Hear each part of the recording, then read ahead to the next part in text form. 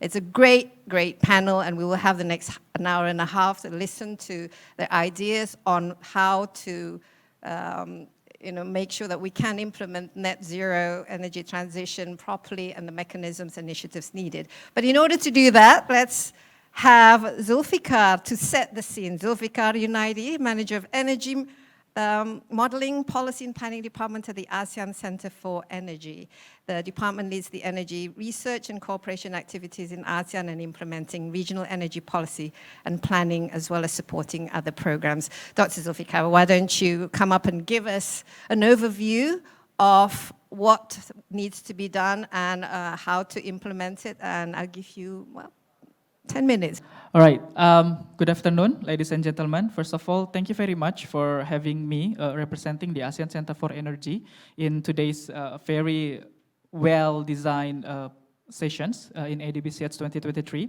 So just a bit of introduction. ASEAN Center for Energy, or ACE, is the intergovernmental organization. So we are the ASEAN entity, the ASEAN body, that represents the interests of the 10 ASEAN member states in the energy sector. So we play 3 roles, basically, in support the ASEAN member states. First, as a think tank. Second, as a catalyst. And the third, as a knowledge hub. So in today, I will try to share with you what are the insights that we have from our experience in the regions, largely based on our flagship publications, the 7 ASEAN Energy Outlook, or the AEO7, and also some other publications that we have in ASEAN. So it is titled Navigating a Secure Energy Transition in ASEAN, because as I will mention later, in ASEAN, what is important is the balance between energy security, affordability, accessibility, and also sustainability. So a little bit highlights of what happened in 2022, especially in the energy sector. We divided into 4 sectors, but it's largely based on the post-pandemic situations, plus the ongoing war in Ukraine and Russia. So if we see in terms of the fossil fuels, there are fluctuating energy supply crunch, meaning the price is going up and down. And that's also affecting the electricity sector because the prices need to be affected. And for some countries in the regions, they have to increase the level of the subsidy given to the people, right? But on the other hand, we also see the fossil fuel companies, the original oil and gas companies, are evolving, expanding their markets, their business into a more cleaner utilization of energy. They're expanding to EVs, solar, they're expanding to battery, and even green hydrogen. So that's a good sign that we see in the 2022. In terms of the renewable energy and energy efficiency, we see that several countries are strengthening their regulations and also clean energy investment. This, of course, include Indonesia that just released several regulations that are pushing for the utilizations of EV. They have new regulations on the solar PV, although we are still waiting in this year, of course, this new and renewable energy law in the regions. Cambodia, Malaysia just released a MyRER, the renewable energy roadmap, and so on and so on. So we see that amidst the turmoil, the countries are still trying to push towards this energy transition. And what we are doing in terms of regionality, in terms of ASEAN, so in ASEAN we are guided by these energy blueprints, or the Bible of energy cooperations. And we are based, as I mentioned, of the 4 pillars of energy cooperations, which include security, accessibility, affordability, and sustainability.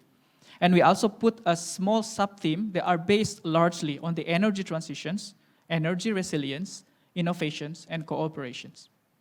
And if you see in the screen, these are the 7 program areas of the APIC, or the energy blueprint. And if you see there, we are not only focusing on 1 or 2 types of technologies. So we're not only talking about renewable energy or energy efficiency, but the whole spectrum of energy. And each have their own characteristics, challenges, and also opportunities. First, we have the ASEAN Power Grid. I think we have a lot of good progresses on this. We had the first 4 countries multilateral trading in the regions with the LTMS, Lao PDR, Thailand, Malaysia, and Singapore trade, 100 megawatts. And right after that, it seems like these long ideas of AVGs is booming. Just last month, Singapore signed a power purchasing agreement with Cambodia, so they can import electricity from there. Last week, I think the PM of Singapore visiting Indonesia, talking with President Jokowi, and signing an MOU for energy interconnections. In this year, Indonesia, as the chair of the ASEAN, put it as its first energy priority is to push the agreement for interconnection in the BIMP sub-regions, Brunei, Indonesia, Malaysia, and the Philippines. So there are many things working on the ASEAN power grid. In the gas pipeline, we are more on the security of oil and gas. Of course, with the volatility of the prices the last few years, it's very important. We have also clean coal technology, because noting that it cannot be denied that a lot of countries in the region still use coal. So how we can continue using it, but with a lot more, or should I say less emission, a more cleaner approach. So carbon capture, storage, utilization are something that we discuss in here. The fourth and the fifth are something that we actually have a regional target quantitatively. So the regional target is to reach 23% of renewable energy in primary energy supply by 2025, as mentioned by Ibu Sri Mulyani this morning. Similar to the Indonesian target, it's not a coincidence, but it's very nicely put. We also aim to increase the installed capacity of renewables 35% same year. For energy efficiency, we aim to reduce the energy intensity by 32% based on 2005 level in 2025. And you can also see we are actually talking about nuclear, even though there is no countries using nuclear right now, but we see like good progresses coming from, for example, Philippines and Indonesia to explore the utilizations of nuclear, especially the SMR. But our institutions are more focused on preparing the capacity of the human, technology, and policy. So that's the regional cooperations. The next few slides are snapshots of key insights that coming from our study that I mentioned before. First and foremost, countries in the region are growing, 4 times GDP growth from 2020 to 2050, 7 trillion to 30 trillion USD as a region. With that, the energy demand is very high as well. So the primary energy demand we see in here in the baseline scenario is increasing 4 times. But with the implementation of renewable energy, energy efficiency, we can push it down up to only 2.7 times. So this reflects the importance of energy efficiency. So as the first fuel. Another issue that might happen in the countries if we continue with the same trend is the energy security. The regions are currently a net importer of oil already since like 2005 or before that. But with the same level of utilizations, we are expected that the region can become a net importer of gas as early as 2024. So with the fluctuation gas pricing the last few years, I think this is a huge energy security in the regions.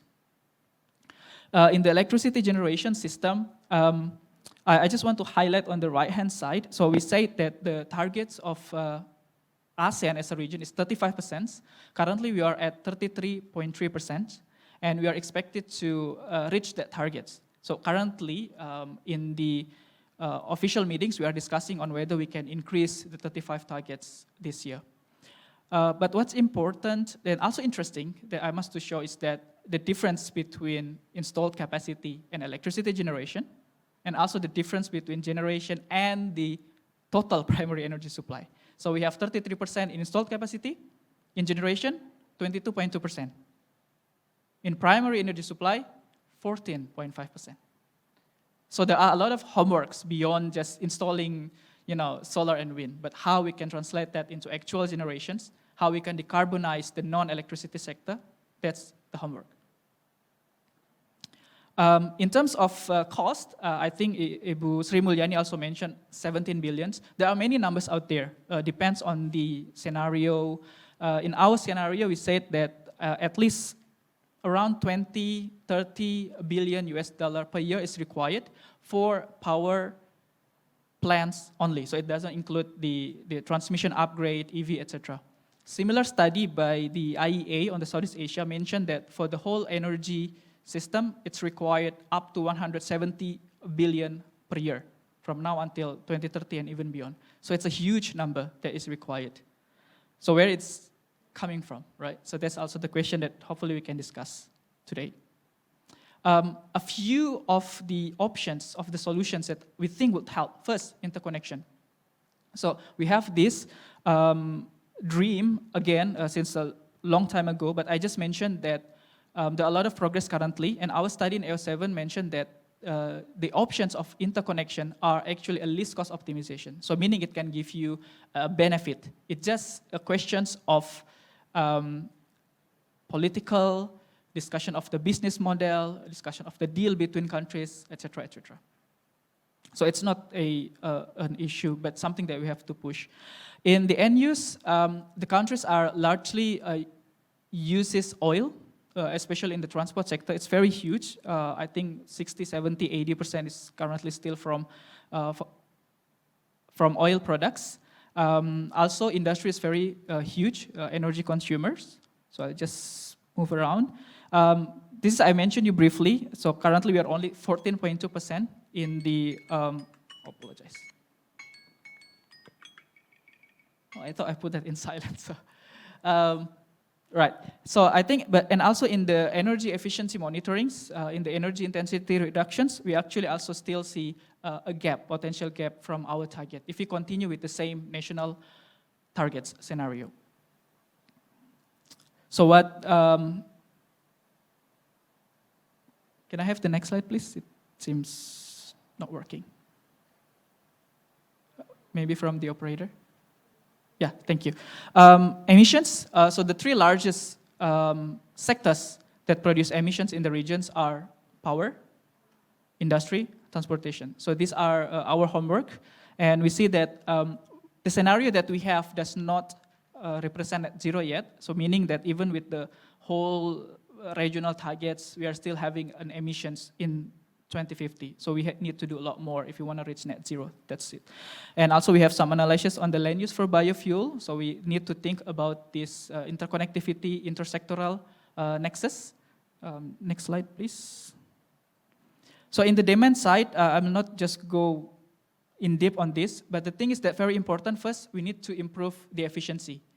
And how to do that? Okay, the car itself need to improve its fuel efficiency. We need more public transport.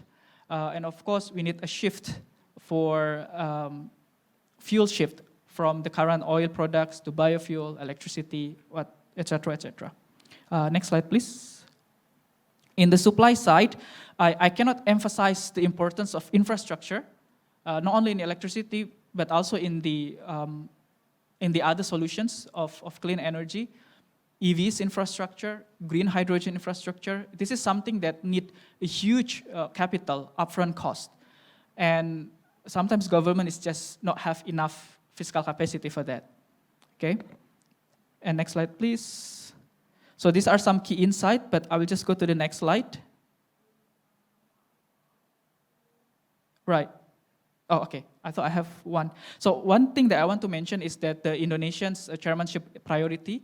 So one of them, as I mentioned, is interconnections, but the others are include the CCUS, long-term RE roadmap, and also some key technologies including bioenergy, EV, and others. So I think it's very, very interesting for Indonesia to lead the chairmanship of ASEAN this year, and hopefully that can also lead to the achievement of regional target in ASEAN. I'll be stay here if you have any question. Thank you very much.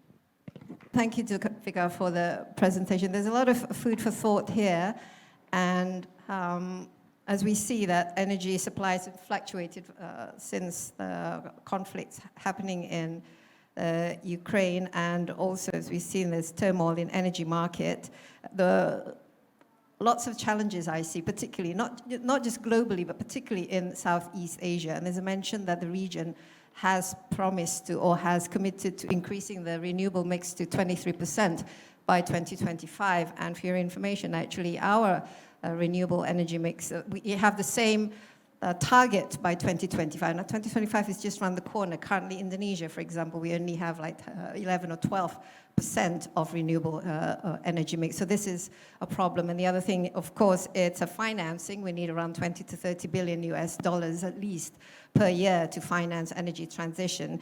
And at the moment, of course, our dependence on fossil fuels and coal is still very, very high. And this provides this is quite concerning because energy security is extremely important. And if we are importing oil still and gas by 2024, this is something that we need to address. And the other thing is, of course, our dependency on coal-fired power plants is still very high, and some of these power plants, they are, they're still working maybe for the next decade or so. So let me start with you, Corey, and then go through one by the panelists. Just your thoughts on listening to Zulfikar's presentation, but also maybe in your areas of expertise, how you think that energy transition should be enabled, implemented, particularly in Southeast Asia, and the kind of mechanisms and initiatives needed in order to make it happen so that we can reach net zero by 2050. Okay, thank you, Desi. And yes, the presentation earlier of Dr. Zulfikar is very relevant. It's very timely also that, in this time that there's a lot of momentum being gained on energy transition. It helps to be able to define a path towards how we will actually get there to achieve our targets of having like a substantial or a significant portion of the energy mix be contributed by renewable energy. And critical success factors here would be first a faster build out of large-scale renewable energy, whether through interconnections and development of more renewable energy technologies. The second would be an accelerated and responsible retirement of the coal plants through an energy transition mechanism. So for our company, ASEAN, a listed energy platform in the Philippines, owned by the Ayala Group, one of the largest and diversified conglomerates in the Philippines, we have announced late last year our commitment to net zero by year 2050. Right now, we have a geographical presence in 5 key markets, the Philippines, Indonesia, Vietnam, India, and Australia. And from a current attributable capacity of 4 gigawatts, we're actually growing this 5 times to 20 gigawatts by year 2030. Okay. Secondly, late last year, we have actually completed a market-based energy transition financing for our only coal plant. We've actually been inspired by the idea of the ADB to implement this mechanism, and we were able to mobilize and execute this late last year. And this is one big step forward towards our goal to be a pure renewable energy company by 2025, and definitely aligned with our net zero commitment by year 2050. Just quickly, tell me a little bit more about the financing for the coal-fired power plants. I mean, what is it, the blended finance? I mean, what kind of mechanism? And also, I mean, how, do you have, for the coal retirement, how does it actually work? Okay, for your company? it's actually, we divested our interest in a coal plant to a pool of private investors. The total deal size is around $300 million, but about $130 million of this represents equity. So what's important to note out of the structure is the enabling portion of it to decommission a coal plant at a certain point in time. And for our part, we have committed to retire the coal plant in 2040. 2040. And by then, the plant would have been operational for 25 years. Okay. So if you compare this with the technical useful life of a coal plant, which normally is around 50 years, we're actually retiring. The mechanism allows us to commit to the retirement of the plant by year 2040, which is halfway the technical useful life, and be able to avoid around 50 million metric tons of carbon emissions at that point in time. So that's a very important proposition for the investors to be able to get approvals for them to invest in the coal plant. And are other companies following, in similar ways, whether retiring early? And how are you going to, what's going to happen to the power plant? Is it going to be repurposed, or will Yes. There's going to be a just energy transition model that will set the roadmap for the transition of this plant to cleaner technology by 2040. Okay. So the important consideration here is the time that we have to be able to transition the plant to cleaner technology, and at the same time building more RE capacity so that we can replace the capacity that we will lose at that point in time when we retire the coal plant. Yeah, it's complicated. Stuff this thing, especially when we're talking about renewables, coal-fired power plants, is two different things. Okay, let's move on to you, Chin Ying. And from your perspective and your Carbon Trust, you specialize in decarbonization. Just quick, your thoughts on Zulfikar's presentation and how your work aligns with all of this. Great. Thank you, Desi, and very glad to be hearing very strong commitments from the corporate sector as well that's represented here on my panel, co-panelists today. The Carbon Trust, we are a consulting and advisory firm that's focused on decarbonization. We've been working in this space for about 20 over years, and there are many parts to Dr. Zulfikar's presentation that's very aligned to what we do here, particularly in Southeast Asia. I mean, the very first part is that energy efficiency is the first fuel.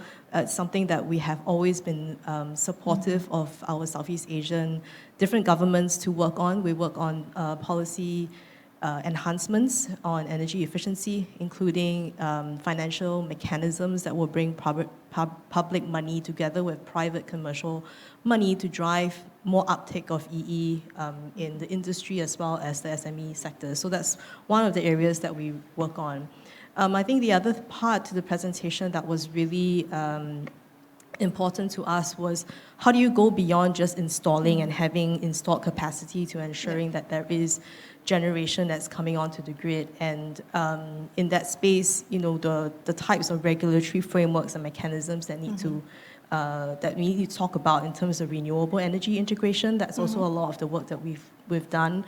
We've supported Thailand's renewable energy roadmap right at the point in time when Thailand was making new NDC commitments a couple of years ago. And so hopefully we will be able to support different countries to see what is actually necessary from their own frameworks, but also from a little bit, not just a regulatory framework, but also from the talent that is needed to be able to drive this as future economic growth, right? This is about us transforming ASEAN into an economic future that we can all buy into. And that's something that from the government level, the corporate level, and the financial institutions level, we all need to see that transformation happen. I think the third thing that was interesting was about the cost of power system shifting. From our perspective, we also work on trying to understand where are some of the cost savings in infrastructure, especially when we think about shifting away from fossil and we start thinking about where else are you getting your flexibility from in the system. There are possible strong cost savings if we are making sure that in the infrastructure that we are investing in today to build out the grid, we're also investing in flexibility at the same time. It should not wait. It should not wait till later. It needs to be a holistic way of mapping out our grid transition to be able to enable that in the future. So that's a couple of things that we work on. And of course, for the energy transition mechanism, we were very glad to be supportive of ADB in quite a number of the different ETM pre-feasibility studies. This has grown outside of Southeast Asia to other parts of Asia, and we certainly hope to see that with a clear pilot happening, we can also see that replicated across Asia. Just very quickly, maybe you could share with us some of the, the success stories because as you know, Southeast Asia is a huge place. I mean, the countries themselves, we're not, it has very different economic development and also different profiles and so on and so forth, and of course different challenges and policies. What do you find as, the most challenging, and perhaps give examples of some of the best practices that would show, this is the pathway, this is the best pathway to follow when it comes to implementing energy transition in such a difficult country or area? I think you've actually commented on the diversity of our, not just economic background, but also regulatory infrastructure. But I think one of the things that we definitely see and hear a lot on the market is that there needs to be a regulatory framework that gives certainty of cash flows to the renewables, right? I think it was mentioned just now, it's not necessarily a technological challenge anymore. There are a lot of issues, from political issues, but also business model issues. But some of these business model issues can really go hand in hand with regulatory frameworks that will then allow for clearer revenues, and therefore that sort of includes ensuring that when you build it, it actually gets onto the grid. Right, so there are, in many different countries, we have experienced this before, that there's a massive build out in RE, but it takes a long time for them to be able to put it on the grid, right? And investors see that as a problem because you don't see certainty of cash flows, right? And I think we're in a space in Southeast Asia now where if we can think about this together with the technical aspects of all the shifts that need to happen, we can accelerate this process a little bit further, just learning from our past experience in other parts of the world. Yeah. And you work with Indonesia as well, presumably, Sinyi. And as you know, the Indonesian government, we have very high ambitions. We want to reduce our emission by 42% with international support by 2030, but currently, our appetite for fossil fuels or for coal is actually higher than ever. So there is this political will on the one side, but then the challenges at the other side. What would what's your suggestion? What's the best way? What kind of mechanism that should be, particularly for Indonesia, in order to accelerate this whole thing? Because I don't see the sort of the incentive to get this thing going at the current, at the moment when there is economic, crisis and also, all sorts of problems happening in the world with dealing with energy. I mean, Indonesia now has two different mechanisms that's kind of operating, right? JETP as well as the MOU for the ETM that ADB is supporting. Those are different types of financial mechanisms that could really take off. I think because we are an organization that really focuses on the technical aspects of policy making and supporting the understanding of grounding your policy in market realities and whether the marketplace here is ready. I think one of the things is if we want to get different national level commitment to this shift, part of that technical analysis also needs to be embedded in what does it mean for our economic future to shift now, right? In Southeast Asia, we have a huge youth dividend, right? And at the same time of this youth dividend, you also have more and more people who are highly trained technically to be able to support this shift, right? If we are able to articulate what is that economic future, the future jobs, the future community and how that community looks like, it creates a different form of national drive, right? As opposed to the very technical discussions only of what does it happen to 1 gigawatt of X versus 1 gigawatt of Y. Right? Okay, David, over to you. I mean, we talk about energy transition mechanism here with ADB, and you're not currently focusing on that. Tell us just a little bit about your perspective on Zulfikar's presentation, as well as how your line of work sort of comes into this, and what you think are the best mechanisms and initiatives for implementing it, particularly in Southeast Asia and Indonesia. Okay. Well, thank you, Desi, and it's a pleasure to be on this panel. When I think about energy transition, I like to try to make it somewhat personal. And so if I look across the room, I think I can guess that if I talk about every single person in this room, you either are parents, have had parents, or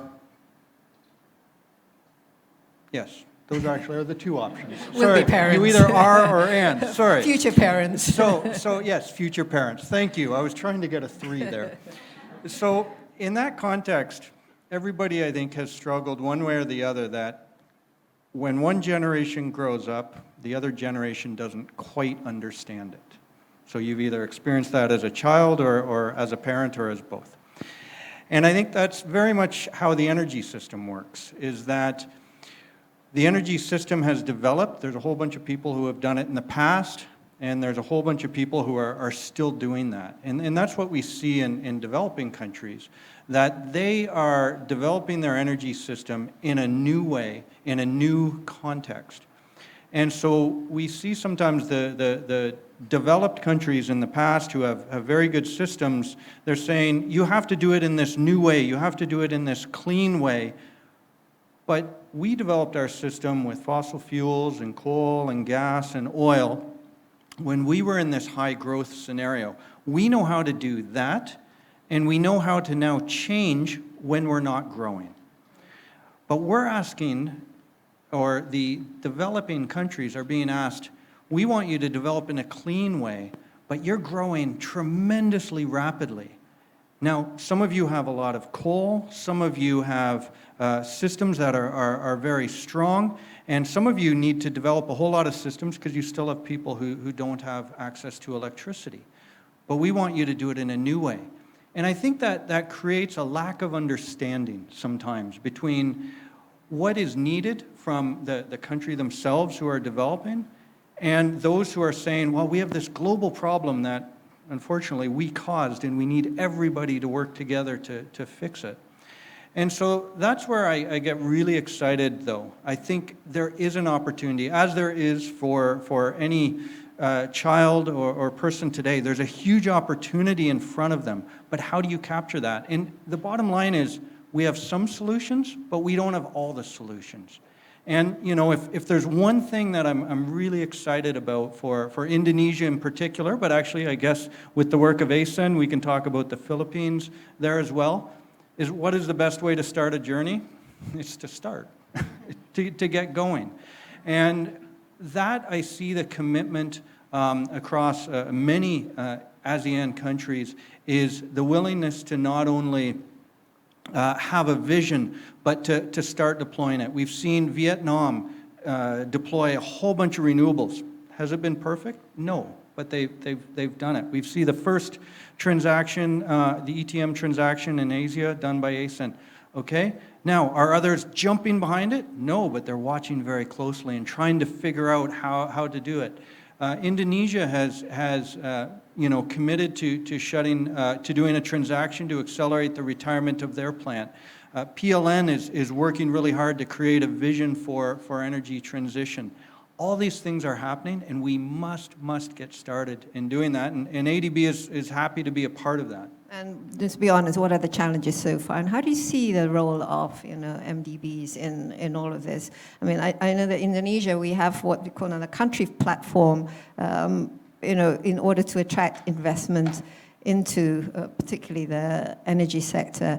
I think the Minister of Finance announced it last year. And the other thing is, of course, when they talk about the financing of it, we mentioned, the whole world needs around 17 trillion to actually transition. But the financing aspect, I think it's quite tricky because sometimes you have the developed countries saying A and then the developing countries saying B. When we talk about reducing the emission, currently the highest emitters are still big countries like the US and China, for example. There's always this kind of, yes, but we still need time to grow and we still need to do this, and then you guys, you're the ones who polluted the whole planet to begin with, and we're just getting the brunt of it. So how do you see when it comes to the financing that is both just and fair, but also that everybody on board, which is the whole international world, can agree on, because this is something that's quite difficult to implement, I think. Well, you made it very clear that the scale of finance that's needed is massive. And actually, ADB, I love to talk about the fact that we invest around 20 billion a year in the region, but that's actually such a small amount. Nothing compared to the amount that we need. It's big compared to my wallet, but not compared to the need. And so our value actually as an MDB isn't in the amount that we can bring, But I think it's the fact that as an institution, our success is measured on development, not on profits. So therefore, if we go into an area to invest, and this one is particularly hard, where we're trying to invest in coal plants with the goal of accelerating their retirement or repurposing, well, people are still throwing stones at us for doing this because it's got the word coal in it.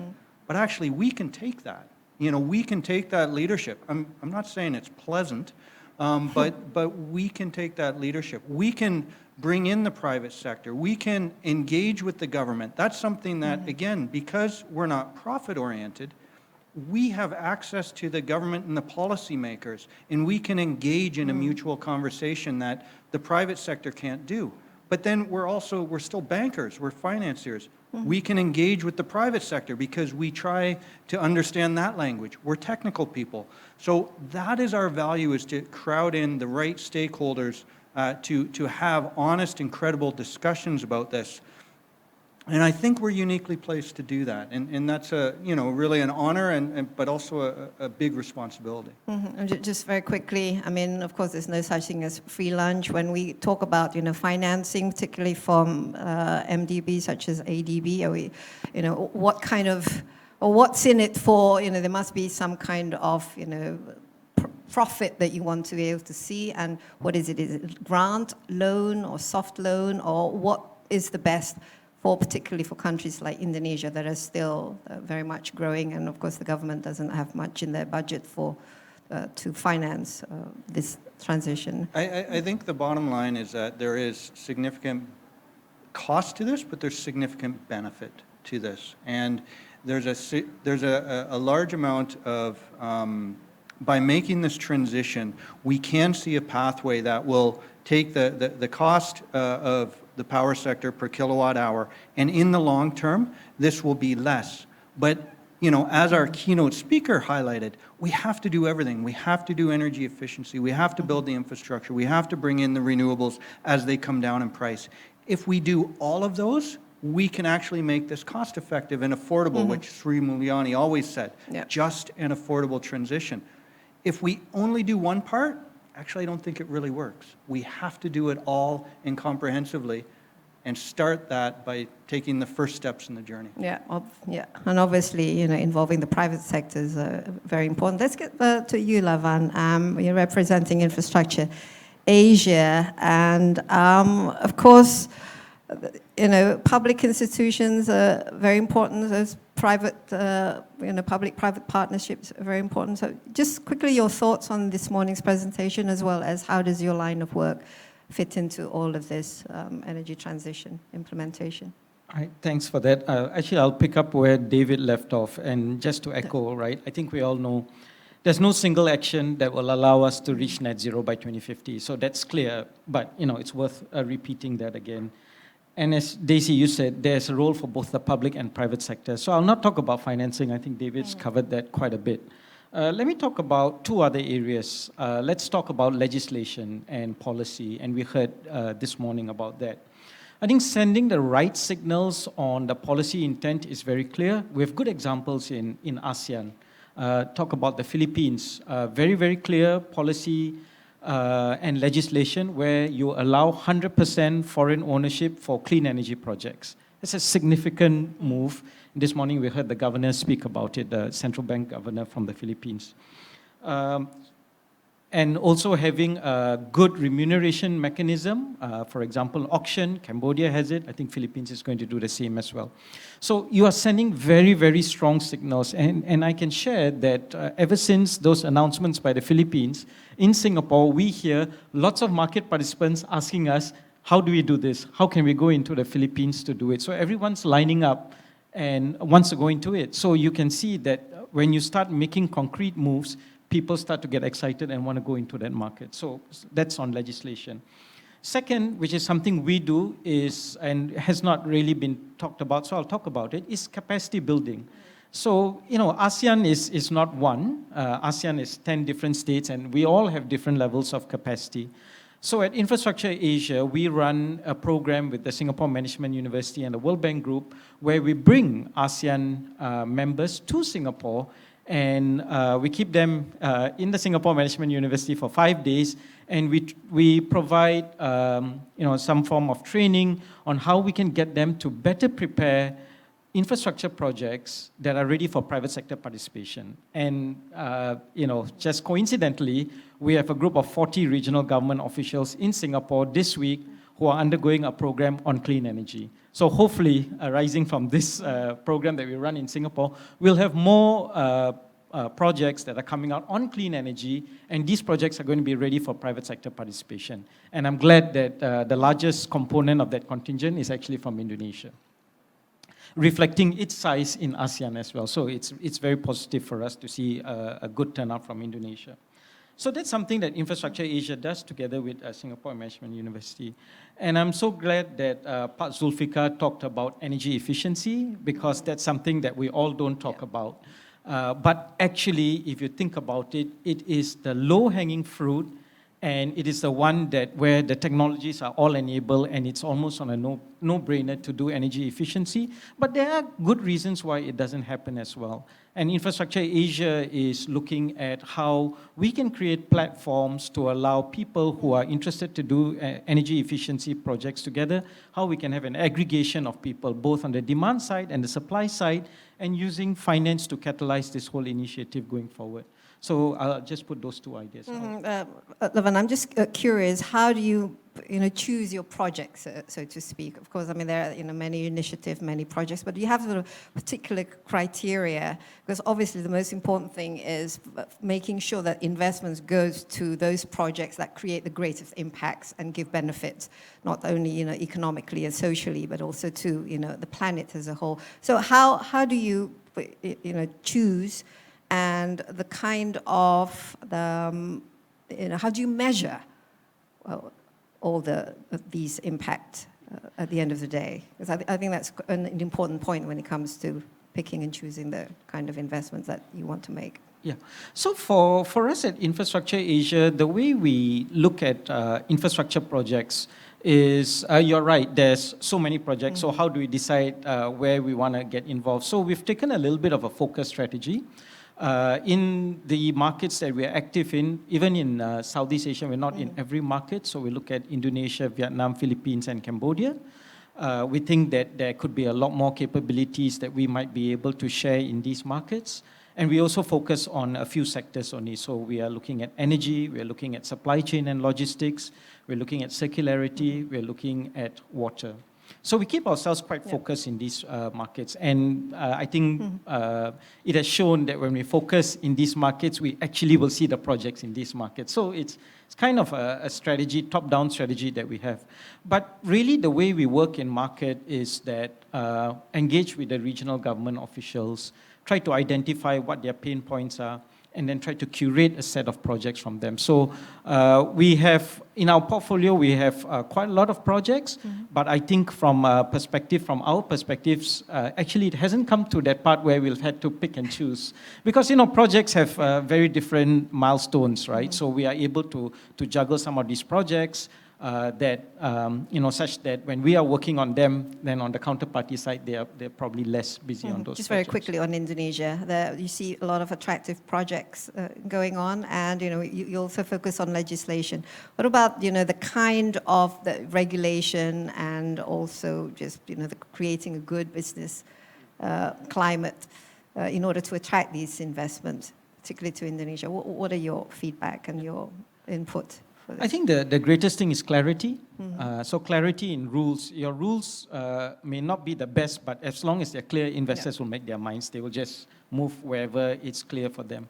So having clarity in terms of rules, and as I shared through the growing infrastructure course, we hope to train officials who are working on these projects, so that when they work on these projects and they structure these projects from a risk allocation perspective, they're quite clear what it is. One of the feedback that keeps coming to us is public-private participation doesn't mean private sector take all the risks. I think we need to be very, very clear about this. Most government officials that we talk to... Especially when the private sector actually puts in more money than the government. So they always think, this is great. The private sector will do everything. They'll take all the risks. They'll pay for it. And I just need to regulate the space. That's not how it happens. And it's a little bit sad. That's the reason why almost all PPP projects don't take off. Yeah. So if you think about an equitable risk allocation, immediately you will get the private sector interested, you'll get government officials interested, and that's what we try to do. Very quickly in Indonesia, yes, quite a big pipeline of projects that we see coming out of Indonesia, very keen to work on through them. But at the same time, I think what we've heard today, some of the enabling legislation that's going to come out of Exactly. Indonesia, setting a carbon price, etc., these will start to change the dynamics of how people think about investment. So, I think the next couple of years are going to be very, very interesting. The proof is in the pudding. Well, I think incentives, especially for the private sector, is very, very important, especially in Southeast Asia. We're also competing amongst, the different countries for investment. Let's get back to Narsingh. And Black and Veatch, a construction engineering. This is from a different perspective. Construction engineering company based in the US with operation in the Philippines and Southeast Asia, and you're also supporting energy transition, carbon capture and renewables and energy and so on. Just commenting on this morning's presentation, plus your area of work, and also maybe perhaps focus more on technology, because this is a very important aspect of energy transition. Obviously, without the technology, there's not much that we can do, and how to develop those big projects into viable, profitable projects. So first and foremost, no business can survive if it doesn't make money. Any of us sitting here, no matter what we are doing, end of the day, if we don't take a paycheck, or as a company, we don't make money, we can have all the vision, all the goals, it's not going to work. So it has to be a win-win for everybody in the ecosystem. So we talk a lot about public-private partnership, and we talk about government and the private sector coming together. But where is the public? The public also needs to be part of it and needs to realize when we talk about investing in our future and in our next generation, somebody has to pay the price. And they're paying the price in terms of climate change. I mean, look at the devastation which is happening in Australia, in US, the number of hurricanes, number of lives getting lost, and the losses which are there. So the indirect cost nobody sees. People look at, I pay maybe a few cents more on my electricity. Is it worth paying a few cents more to protect the future? I think that's one important element. The second important element is, Lavan talked about the policies. There has to be consistent policy. If we look at many industries, the food and beverage industry, or you talk about any other stuff, I don't smoke, but a lot of people who might smoke, they might complain, why are we paying so much higher taxes? Because bad for health. That's the way everybody has understood. So buying a pack of cigarette is much more expensive than buying a pack of carrot. There is no taxes on carrot. So in the industry as well, people who are generating high carbon footprint, they need to be taxed. That would be the incentive for people to take steps. Right now, the government is not having the willpower to go and do that. So that's the stuff which is required is consistency. And it doesn't have to be always incentive. There has to be also a stick. Because sometimes, if people don't listen, there has to be a stronger policy to dissuade people from doing something different. Now, there would be people, certain marginal section people in certain areas where incentives will have to work because there is no option.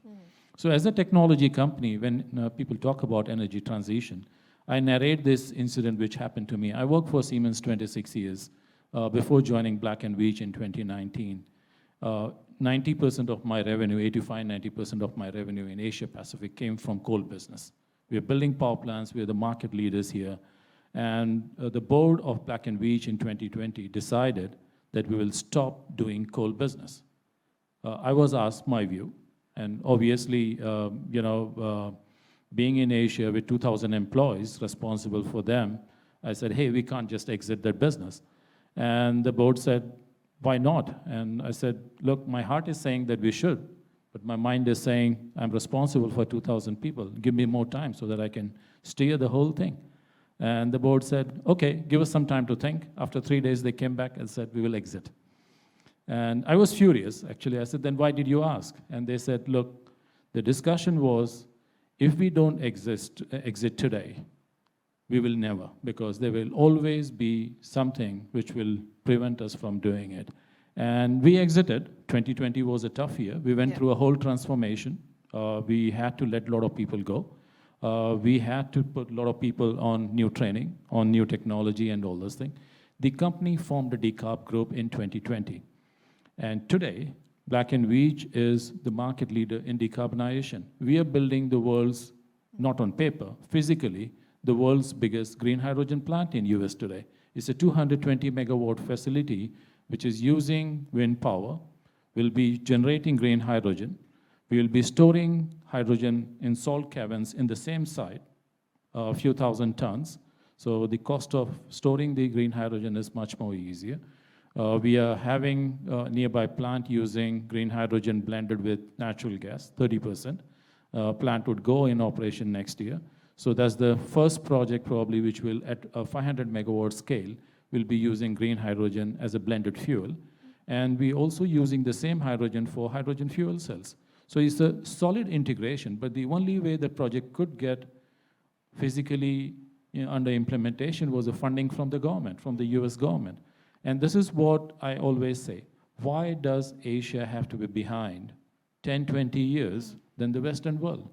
Why can't we, on certain things, lead the change? We can continue to blame the Western world for the footprints that they have raised. But eventually, if we look at the indirect cost that the region is paying, it is much, much more huge. So that's the second one. The last point, I always get asked as a technology company, what technologies are available? And I always tell there is enough technology available. Right now today, as Black & Veatch, we are a century-old company. We do engineering. We did eight decades of engineering and then venturing into construction. But at the core of our heart, in our DNA, we are an engineering company. We are doing hydrogen projects. We are associated on 90 projects around the world today, including some of them really being built. We are doing sustainable aviation fuel. In the past, people used to take waste, all kind of waste. Could be bio-waste, could be food waste, could be cooking oil, like what is in Japan. But they would be either disposed of, dumped somewhere, or you burn them to make electricity. Today, we have a choice that we could actually convert them into sustainable aviation fuel. We have done some other pioneering projects. I mean, people think, what will we do with all the gas that is generated? We just completed a project in China where we have taken methane gas and converted it into protein. So some of those things can be put to better use, actually. And, it's for animal feed today. But maybe, who knows, maybe it could be for human consumption tomorrow. So there is a lot of options available on technology. I don't think technology and financing is really the bottleneck. I think we need consistent policies. We need, I was in Jakarta Monday to Wednesday. I met a couple of customers, both in the... Did you meet anybody from the government, from the regulators? No, I did not meet because we are in the infrastructure space, so most of the time our efforts are helping companies build their infrastructure. And people who are in the conventional space on fossil power, I met a lot of people who are in the renewable space. And most of the people, they said, look, it's not about that there is not enough fund available. There is enough funding available, there are enough projects, and there are enough locations where many of those could be implemented. What is lacking is a consistent policy. And if the policy is not consistent, it's very hard for the business to come out with plans which help supports the whole ecosystem. Carbon capture is another of them. Today, there are no consistent policy on carbon capture. The technology exists. We could implement it today. What about things like carbon pricing and carbon pricing? It's the same. The carbon pricing, if it becomes reality, I think that would be the additional incentive for companies, not just looking at ROI based on, LCOE. How could hydrogen as an energy fuel be at the same as coal? Cannot be.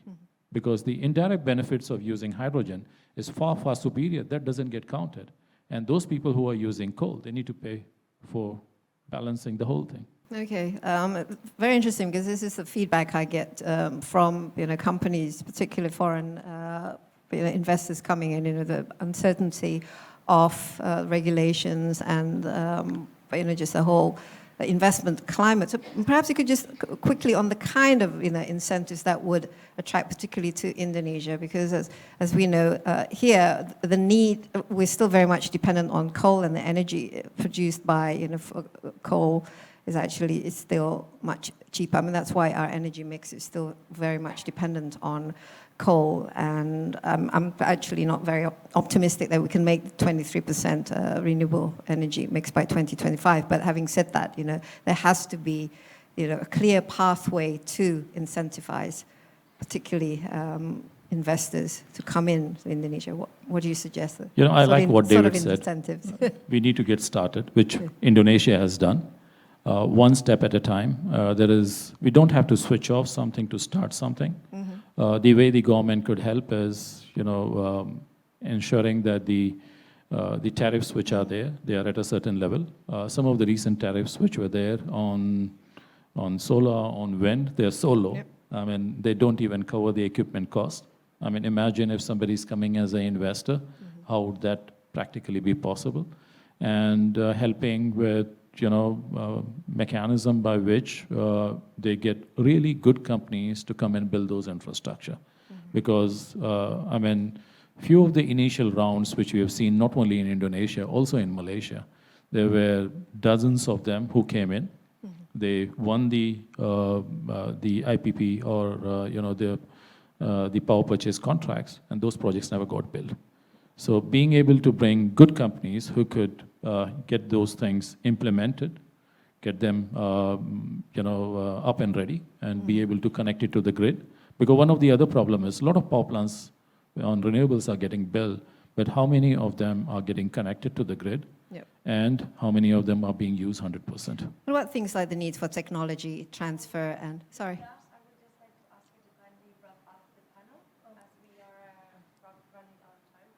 Oh, okay. Yeah. Oh, I'm sorry, I didn't realize. The discussion is so interesting, and I really thought that we had a full hour and a half. So, Hema, thank you for spoiling our fun here. But maybe we just have to take this discussion offline. And I do apologize that we don't have the question and answer sessions. And for those who are joining us online, I'm sorry that I cannot answer or pass your questions to the speakers, but I shall comply with our MC. So thank you very much, and sorry to cut this discussion short. Big hands, please, to our speakers this afternoon, Narsingh, Lavan, David, Xingyin, and Corey, and let's hope we can continue discussion offline, definitely, and perhaps, that in future, the discussion or session, we can meet again. Thank you very much once again. That was most interesting, most enlightening, and certainly I learned an awful lot from all you expert panelists. Once again, thank you very much.